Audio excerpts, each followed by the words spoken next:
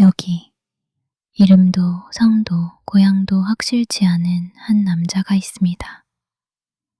마을 사람들은 그를 그냥 아큐라고 불렀어요. 얻어맞고 노임당하는 게 일상이었지만 이상하게도 그는 단 한 번도 진 적이 없었죠. 이 작품은 지는 걸 이기는 걸로 착각해버리는 인간의 마음을 파헤치는 이야기예요. 류셰는 우스꽝스러운 한 촌부를 통해 정작 무릎 꿇은 건 다름 아닌 마음이라는 걸 아프게 짚어내죠. 오늘의 책은 신해혁명 직후 중국 전역을 발칵 뒤집어 놓은 국민성 자화상 아큐 정전입니다. 무대는 중국 남부의 작은 마을 웨이정. 아큐는 집도 절도 없이 마을 어기 토곡사 사당에 얹혀 살며 날품파리로 하루하루 먹고 사는 처지였어요. 정작 자기 성이 뭔지조차 아무도, 심지어 그 자신도 몰랐죠. 그런데 이 남자, 이상하게 늘 당당했어요. 누가 자길 무시하면 속으로 되뇌었죠. 나도 옛날엔 너희보다 훨씬 잘 살았다고.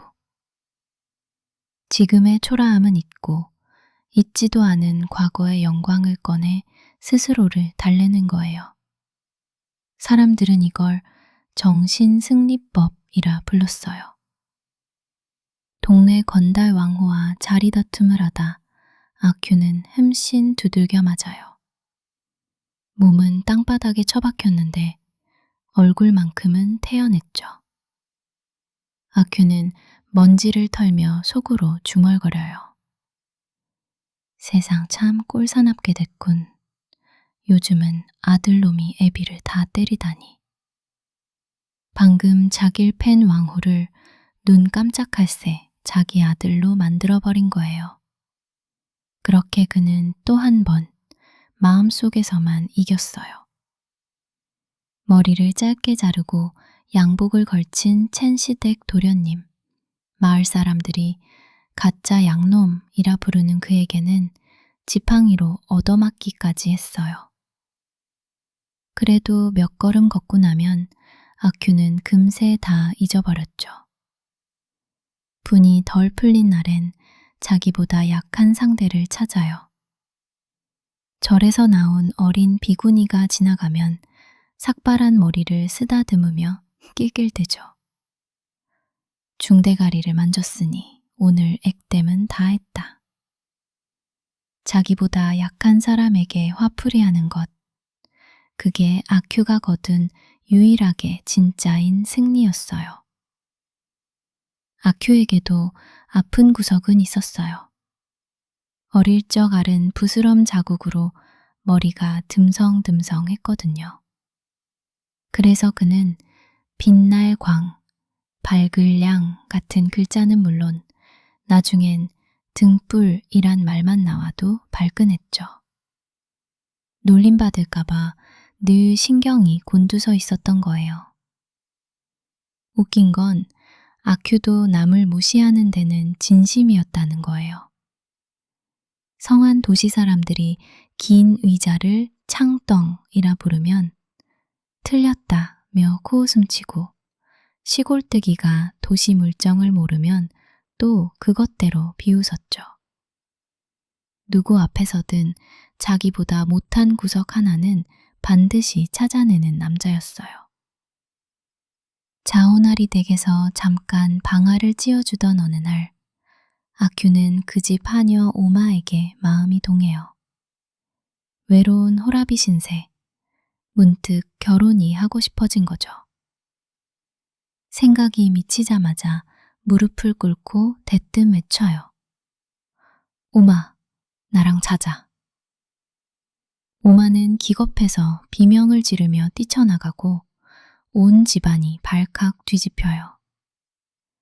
자오나리 집안은 아큐를 몽둥이로 두들겨 패고 배상금까지 뜯어가요. 입고 있던 소문마저 저당 잡히고 나니 아큐에게 남은 건 아무것도 없었죠. 그날 이후 마을 그 누구도 그에게 일을 주지 않았어요.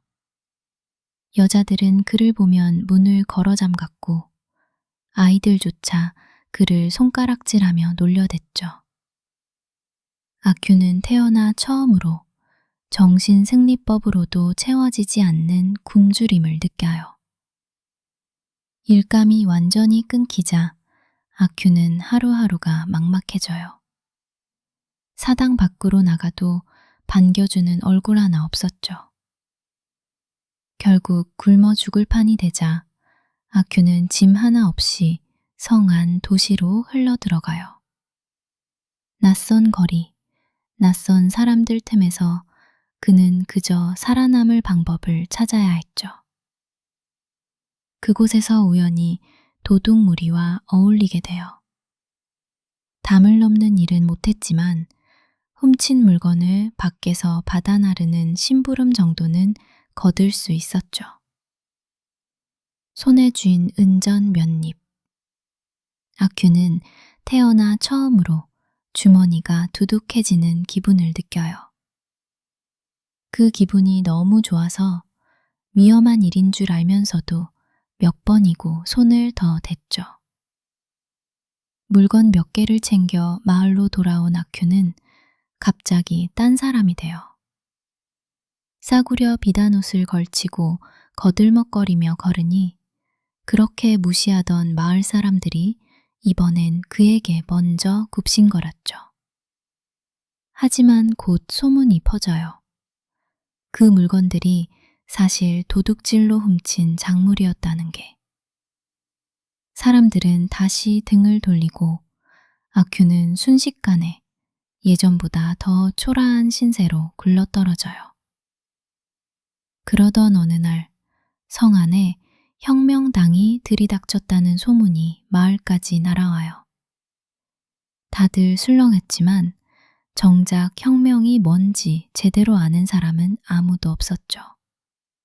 하늘 갔던 자오나리조차 겁에 질려 벌벌 떠는 모습을 본 아큐는 묘한 흥분을 느껴요. 저 잘난 것들도 별거 아니었구나. 늘 무시당하던 그에게 이건 통쾌한 발견이었죠. 그날 밤 아큐는 꿈을 꿔요. 하얀 갑옷 차림으로 마을을 활보하며 자기를 무시했던 사람들 재산을 마음껏 빼앗는 꿈이었죠. 이제 내가 갖고 싶은 건 다 내 거야. 혁명이란 게 그에게는 그런 뜻이었어요. 다음 날 아큐는 정말로 마을을 활보하며 외쳐요. 나도 혁명당이다. 하지만 그 외침을 아는 사람도 진지하게 받아주는 사람도 없었죠. 정작 혁명의 열매는 엉뚱한 사람들이 가져가요. 자오나리와 가짜 양놈이 발빠르게 자유당이란 걸 만들어 혁명가 행세를 시작한 거예요. 아큐는 가짜 양놈을 찾아가 자기도 끼워달라고 사정해요. 하지만 돌아온 건 지팡이질과 매몰찬 호통뿐이었죠. 너 같은 놈이 무슨 혁명이야. 당장 꺼져. 혁명마저 아큐에게는 끝내 허락되지 않았어요. 며칠 뒤 자오나리 집에 도둑이 들어 온 집안이 발칵 뒤집혀요. 사람들은 자연스럽게 손가락질할 대상을 찾았고 만만한 아큐가 그 표적이 되죠. 아무 상관도 없던 아큐는 영문도 모른 채 관아로 끌려가요. 태어나서 처음 들어와 본 서늘한 방 안에서 그는 그제야 뭔가 크게 잘못됐다는 걸 느껴요. 관리는 그에게 종이를 내밀며 서명을 하라고 해요. 글을 모르는 아큐는 손을 벌벌 떨며 동그라미 하나를 그리는데 그 동그라미가 삐뚤빼뚤한 게 죽음보다 그게 더 부끄러웠죠.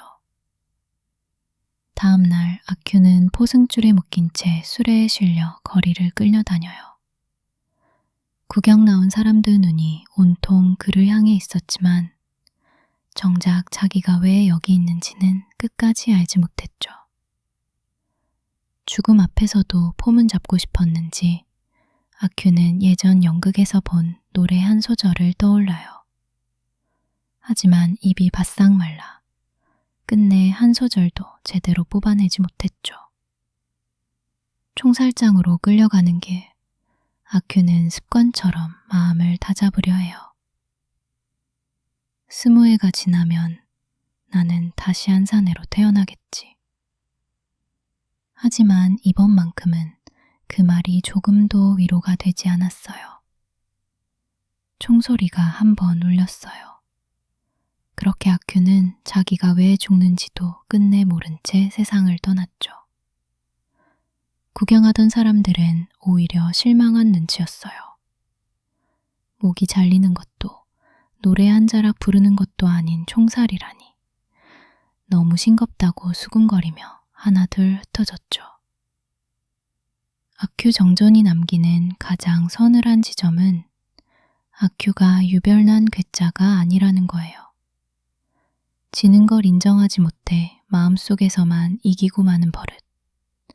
누시는 그게 한 사람이 아니라 시대 전체의 병이라고 조용히 되묻습니다. 청 한 발로 끝난 목숨, 그리고 그걸 심심하다 여기며 흩어진 구경꾼들.